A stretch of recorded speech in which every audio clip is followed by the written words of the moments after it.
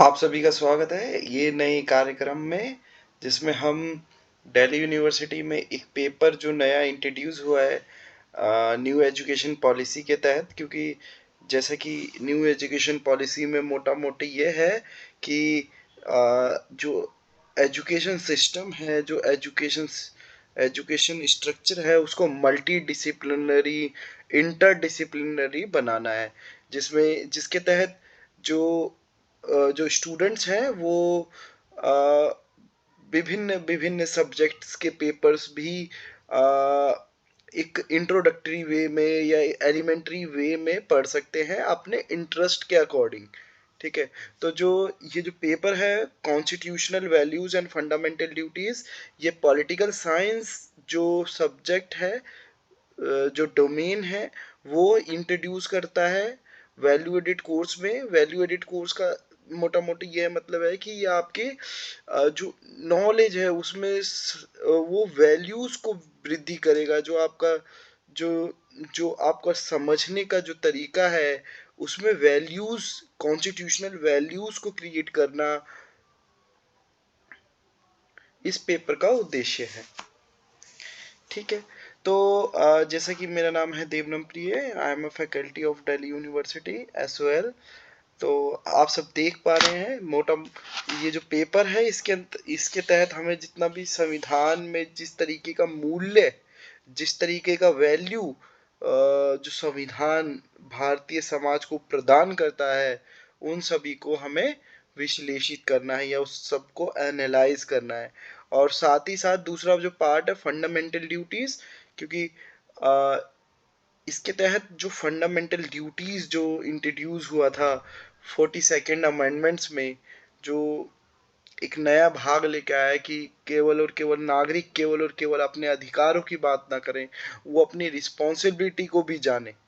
क्योंकि अधिकार कहीं ना कहीं आपकी ड्यूटीज को भी निर्धारित करता है। केवल और केवल अधिकार तक वह नागरिक सीमित ना रहे, वह ड्यूटीज पे आगे बढ़े या ड्यूटीज को भी जाने कि उसको केवल और केवल अधिकार नहीं पता होने चाहिए बल्कि ड्यूटीज भी पता होने चाहिए। तो शुरू करते हैं।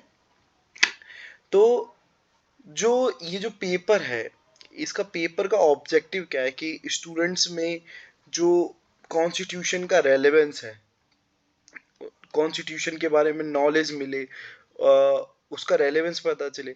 आप सब जानते होंगे कि आपने 12th तक जितना भी एनसीईआरटी हम सब पढ़ते आते हैं, तो फर्स्ट पेज पे या सेकंड पेज पे प्रेम्बल होता है, उद्देशिका होती है, जिसमें लिखा होता है we the people of India, Hindi में हम भारत के लोग, पूरा लिखा होता है।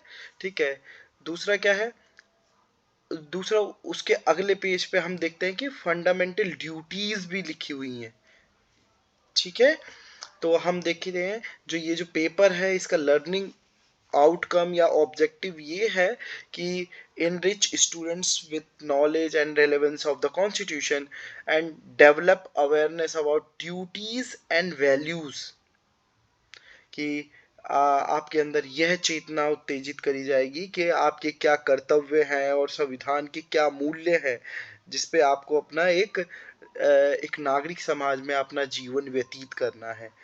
The third, inculcate a sense of constitutionalism in your thought, और you can say in your action.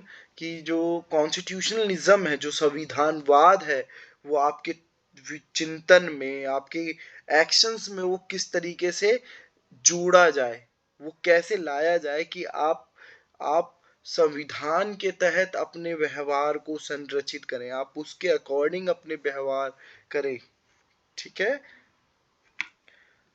तो आप सबने देखा होगा कि बहुत बार देखते हैं कि यूएस का प्रेसिडेंट के बारे में हम सब हर बार सुनते रहते हैं, यूएस का प्राइम मिनिस्टर नहीं होता। क्यों नहीं होता? क्यों? क्योंकि इसके पीछे जो लॉजिक है वो ये है, या फिर इसकी, क्योंकि वहाँ की जो व्यवस्था है, जो उसका जो राजनीतिक तंत्र है, जो उसका पॉलिटिकल सिस्टम है, उसके अंदर क्या है, वो अलग तरीके से वर्क करता है। जहाँ पे जो प्रेसिडेंट होता है वो हेड ऑफ द स्टेट होता है, हेड ऑफ द गवर्नमेंट होता है। ठीक है।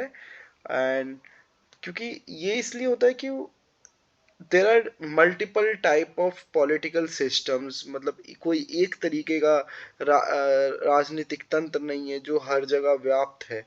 हर जगह हर तरीके का एक राजनीतिक तंत्र पाया जाता है।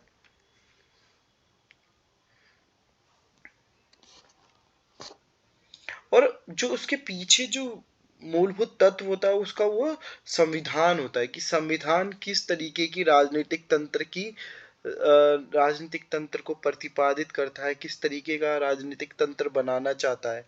तो जैसे जो हमारा जो संविधान है उसने किसको स्वीकार करा है, पार्लियामेंट्री डेमोक्रेसी को स्वीकार करा है, एक लोकतांत्रिक गणराज्य को स्वीकार करा है, या उसको एक लोकतांत्रिक गणराज्य बनाने के लिए अपने जितने भी सिद्धांत हैं, जितने भी आर्टिकल्स हैं, उन सबको संरचित करा गया।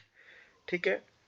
इसके बाद हम देखते हैं कि it is a constitution of a country that makes provision according to which various institutions and offices are created and made to function। देखो इस इसका सिंपल सा यही मीनिंग है कि जो हमारी जो हमारी जो कंट्री है, जो हमारा देश है, उसमें किस तरीके की संस्थाएं विद्यमान होंगी, वह किस तरीके से अपना कार्य करेंगी, ये जितना भी लेखा जोखा वो आपके संविधान के अंदर है। तो देखोगे आपने आपने कई बार सुना होगा कि संविधान के अंदर कुछ संवैधानिक संस्थाएं हैं, कुछ सर्वविधिक संस्थाएं हैं, और कुछ जो बोलते हैं कि गैर गैर संवैधानिक संस्थाएं।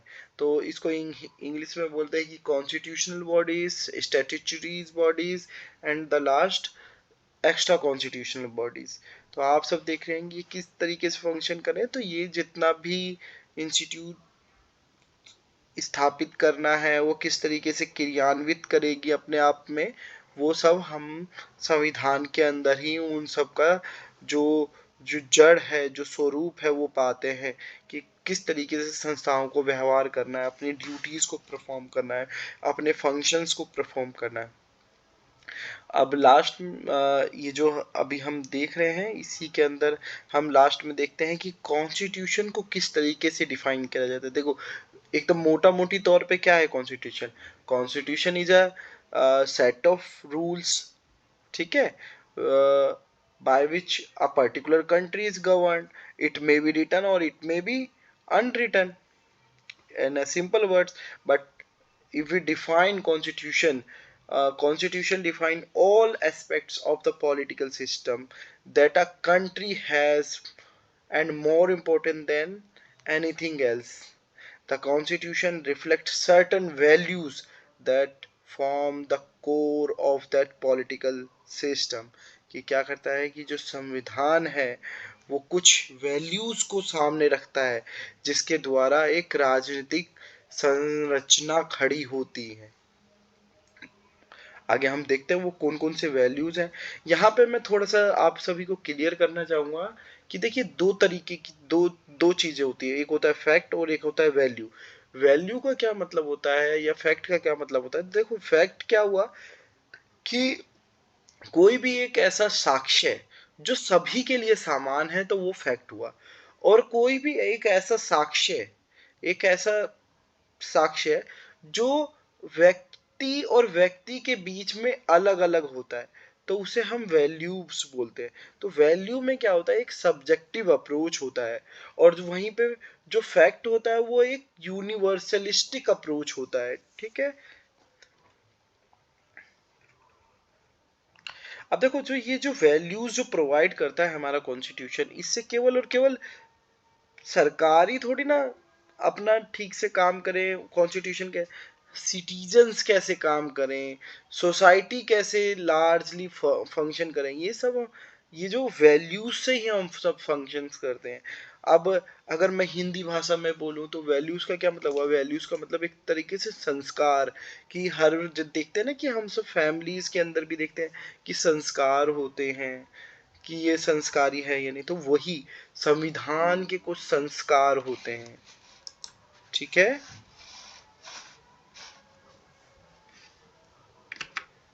संविधान के कुछ संस्कार जो जो समाज में वो देना चाहता है, वो संस्कार क्या करना चाहता है, समाज में देना चाहता है, जिससे क्या करेगा वो कि एक अलग, जो वो चाहता है संविधान, उस तरीके की सामाजिक संरचना समाज में आएगी।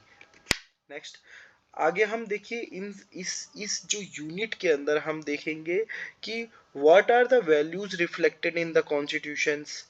वो कौन कौन से वैल्यूज, वो कौन कौन से मूल्य हैं जो भारतीय संविधान प्रस्तुत करता है। What is the nature of Indian political system. Indian जो पॉलिटिकल सिस्टम है, जो राजनीतिक तंत्र है, वो किस तरीके का है भारतीय। The third is why India is called a federal system. अब देखो यहाँ पे रोचक बात क्या है कि देखो फेडरल वर्ड है ना, वो इंडियन कॉन्स्टिट्यूशन में कहीं पे भी यूज ही नहीं कर रखा। जो फेडरल वर्ड है वो इंडियन, जो भारतीय संविधान में कहीं पे भी प्रयोग में नहीं करा है। क्या वर्ड यूज कर रखा है, union of states word use कर रखा है। बट हम देखेंगे कि वो भी एक तरीके का फेडरल सिस्टम ही है, बट हमने as a word federal word use नहीं करा, हमने यूनियन ऑफ स्टेट्स या union of India word use कर रखा है। ठीक है। Why is it said to have parliamentary form of government. हमने क्यों ये कहा कि पार्लियामेंट्री फॉर्म ऑफ गवर्नमेंट हमें अपनाना है, या फिर हम इसी को क्यों इतना सुप्रीम हमने माना कि क्यों आज भारतीय जो राजतंत्र है वो इस व्यवस्था को अपना के अपना जितना भी क्रियान्वयन अपनी नीतियों को बना रहा है या फिर उसको आगे बढ़ा रहा है, कल्याण कर रहा है, क्यों ये सिस्टम इतना महत्वपूर्ण हो जाता है। क्योंकि आप सब देखेंगे कि बहुत तरीके के विश्व पटल पे बहुत तरीके के स्ट्रक्चर्स हैं, बहुत तरीके की संरचना है, मगर हमने क्यों एक पार्लियामेंट्री फॉर्म ऑफ गवर्नमेंट अपनाया, इसको भी हम आगे देखेंगे। नेक्स्ट इसमें देखना है कि हमें इस यूनिट के माध्यम से हमें यह एक्सप्लेन करना है कि how explain how constitution is a basic and fundamental law as well as a living document। देखिए इधर इसका इस पॉइंट में ये समझना है कि देखिए कि हमारा जो संविधान है ना, वो क्या है, बेसिक और फंडामेंटल लॉज हमें देता है, और साथ ही साथ क्या है, वो एक लिविंग डॉक्यूमेंट है। देखिए यहाँ पे जो लिविंग डॉक्यूमेंट का अर्थ ये है कि देखिए कोई भी लिविंग चीज होगी वो अपने आप को रीजनरेट करती है, अपने आप का। अब जैसे इंसान है वो अपने अस्तित्व बनाए रखते हैं, ठीक है, क्यों, वो बदलाव के साथ अपने आप को बदलाव करते हैं। तो सेम जो हमारा भारतीय संविधान है वो भी क्या कर रहा है, धीरे धीरे जैसे जैसे समस्या आ रही है, जैसे फॉर एग्जांपल हम देखें कि पहले आज से 50 साल पहले साइबर सिक्योरिटी का कोई प्रॉब्लम नहीं था, मगर आज है, तो हमने साइबर सिक्योरिटी इस पे लॉ बनाए। ठीक है। नेक्स्ट क्या है, analyse the preamble of the constitution and identify the core values reflected in. देखो इस यूनिट के अंदर आगे जो दूसरा कार्य हमें करना है कि हमें पूरे प्रीम्बल को देखना है, एक प्रीम्बल के पूरे स्ट्रक्चर को देखना है कि उसमें से कौन कौन से कोर वैल्यूज हैं, जो केंद्रीय संस्कार हैं संविधान के, वो कौन कौन से, उनको आइडेंटिफाई करना। ठीक है, उनको समझना कि जो